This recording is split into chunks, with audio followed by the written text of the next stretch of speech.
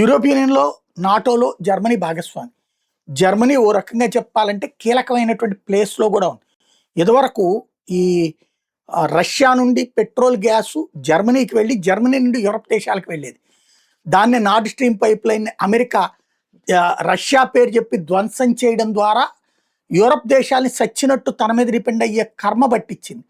రూ. 40కి 40 $50 వచ్చేదాన్ని ఇప్పుడు $100, $110 అమ్ముకుంటూ ఏడుబిచ్చుకు తింటోంది. అప్పటి నుంచినే జర్మనీకి కోపం ఉంది అమెరికా మీద. ఈ కూటమి నుంచి బయటకు వచ్చేయమని జర్మనీలో ప్రజలు తిరగబడుతున్నటువంటి పరిస్థితి. దీనివల్ల మనకేంటి ప్రయోజనం అన్నటువంటి, రష్యాతోనే మనకి ప్రయోజనం ఉంటుంది కదా. ఆ ఇంపాక్ట్ జర్మనీ ఛాన్సలర్ మీద కూడా ఉంది. ఇది అమెరికా అధ్యక్షుడు ట్రంప్ కోపం తెప్పించింది. ఈ మధ్యన ఇరాన్ మీద యుద్ధాన్ని జర్మనీ తప్పుపట్టింది. అసలు ఇరాన్లో అణ్వస్త్రాలు ఉండాలో లేదో తేల్చే అధికారం మీకెక్కడదని ప్రశ్నించాడు ఛాన్సలర్. అందుకని ఇప్పుడు జర్మనీ ఛాన్సలర్ ఫ్రెడరిక్ మెర్జ్ మీద ట్రంప్ ఆగ్రహవేశాలు వ్యక్తం చేశారు. ఇరాన్ మీద అమెరికా అనుసరిస్తున్న విధానాలు, ఇటీవల పాకిస్తాన్లో జరగాల్సిన దౌత్య చర్చలు విఫలమైన నేపథ్యంలో ట్రంప్ యంత్రాంగం మీద మెర్జ్ డైరెక్ట్గా విమర్శలు చేసుకొచ్చాడు జర్మనీ ఛాన్సలర్.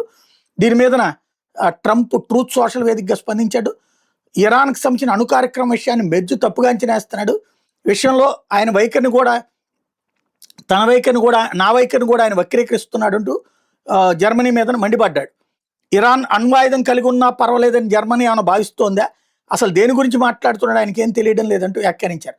ఆ దేశం దగ్గర అణ్వాయుధం ఉంటే అది ప్రపంచం మొత్తాన్ని ఇబ్బందులకు గురి చేస్తుంది, ఇరాన్ దగ్గర ఉంటే అని చెప్తున్నారు.